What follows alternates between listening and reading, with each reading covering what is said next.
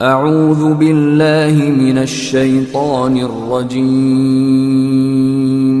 बिस्मिल्लाहिर्रहमानिर्रहीम।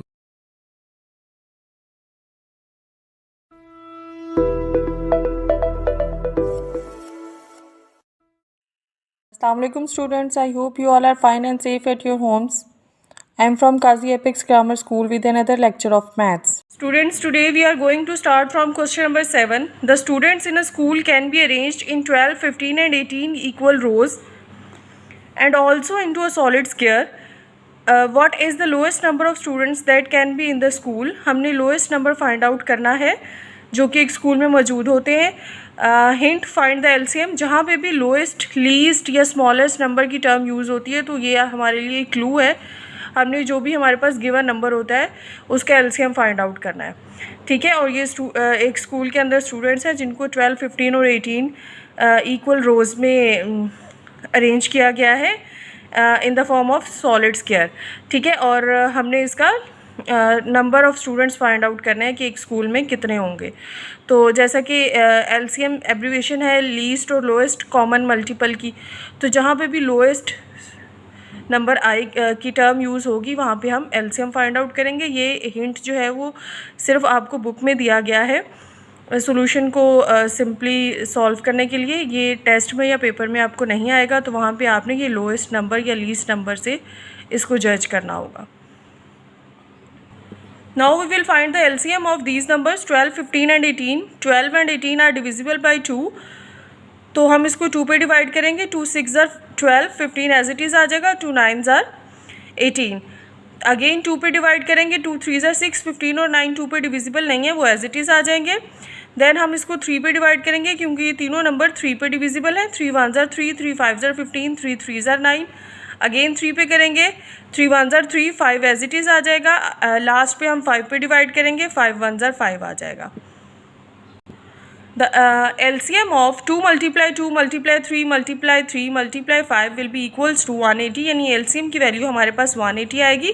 और वो हम इन तमाम फैक्टर्स को जब मल्टीप्लाई करेंगे तो हमारे पास आ जाएगी 180 की वैल्यू.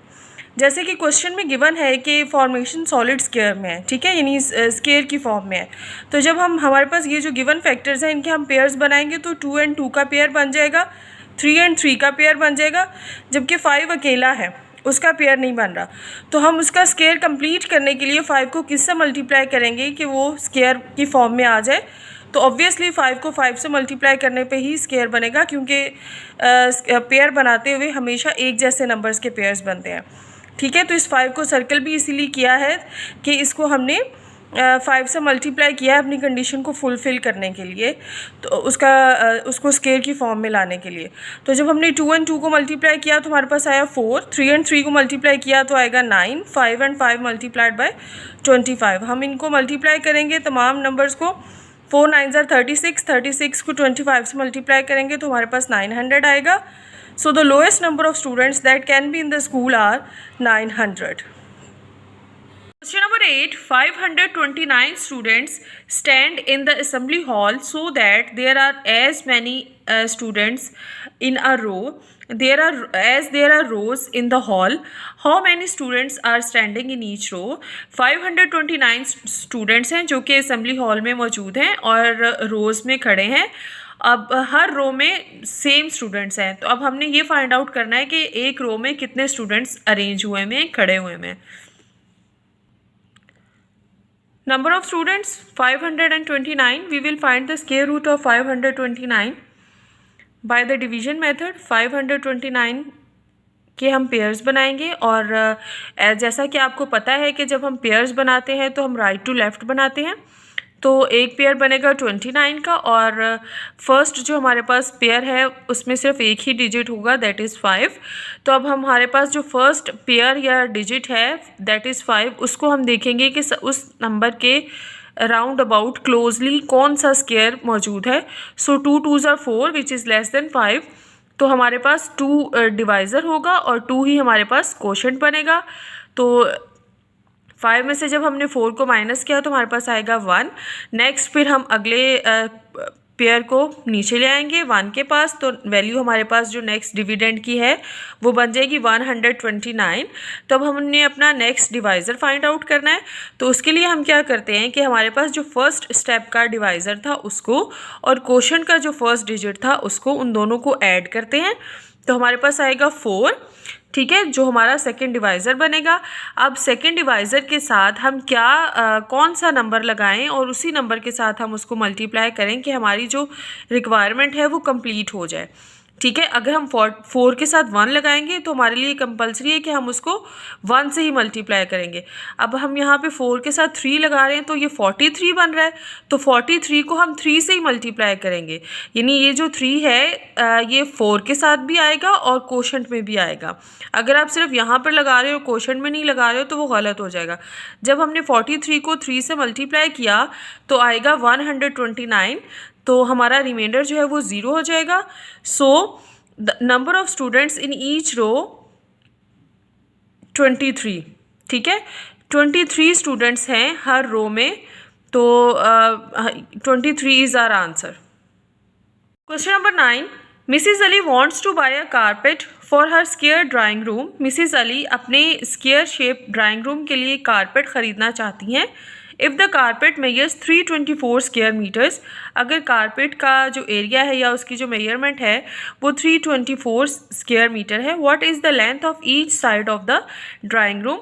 तो ड्राइंग रूम की हर साइड की लेंथ जो है वो कितनी होगी। स्क्वायर शेप का हमें पता है कि वो 4 साइडेड होती हैं और उसके चारों साइड की लेंथ जो है वो सेम होती है, ठीक है। अब उसके अंदर जितने का कारपेट बिछा है उसका हमें मेजरमेंट हमारे पास है 324 की, ठीक है। तो अब हमने उसकी एक साइड की लेंथ मालूम करनी है, तो ये तो श्योर है कि जो एक साइड की लेंथ होगी वही बाकी तीनों साइड्स की भी होगी। Area of carpet is 324 square metres. Length of the side of the drawing room, we have to find out the length of the side of the drawing room. तो उसके लिए हम क्या करेंगे, जो हमारे पास कारपेट का एरिया गिवन है 324, हम उसका स्क्वायर रूट फाइंड आउट कर लेंगे। तो जब हम स्क्वायर रूट फाइंड आउट करेंगे तो उसके लिए हम सबसे पहले पेयर्स बनाएंगे, and as you know pairs हम हमेशा राइट टू लेफ्ट बनाते हैं। 24 का पेयर बनेगा और 3 जस्ट इसमें फर्स्ट पेयर में 3 ही आएगा। अब हम देखेंगे 3 के नियरेस्ट क्लोजेस्ट कौन सा स्क्वायर है। अगर हम 1 है, 2 4 करेंगे तो वो 3 से बड़ा हो जाएगा, तो हम 1 को कंसीडर करेंगे। 1 1, यानी 1 यहाँ पे हमारे पास डिवाइज़र में भी आएगा और क्वोशंट में भी आएगा। 3 में से जब हमने 1 माइनस किया तो हमारे पास आया 2। नेक्स्ट स्टेप में हम अपना जो नेक्स्ट पेयर है दैट इज़ 24 उसको नीचे ले आएंगे और हमारा जो नेक्स्ट डिविडेंड की वैल्यू है वो बनेगी 224। अब हमने अपना नेक्स्ट स्टेप में डिवाइज़र भी फाइंड आउट करना है, उसकी वैल्यू फाइंड आउट करते हैं।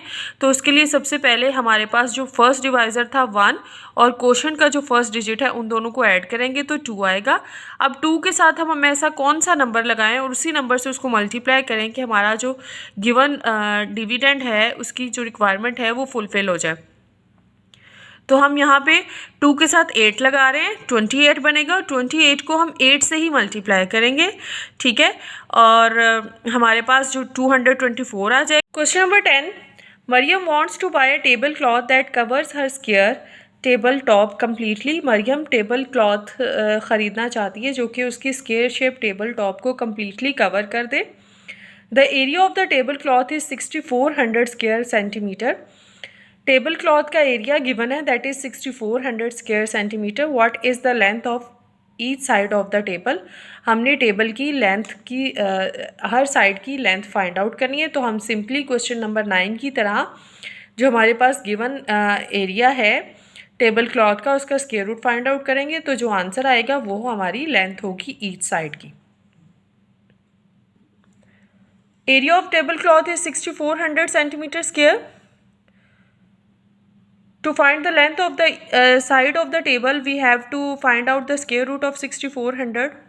6400 का स्क्वायर रूट फाइंड आउट करने के लिए हम पेयर्स बनाएंगे फ्रॉम राइट टू लेफ्ट। एक पेयर 0 and 0 का बनेगा और एक पेयर 64 का बनेगा। As you know 64 is the square of 8, so 8 will be the divisor.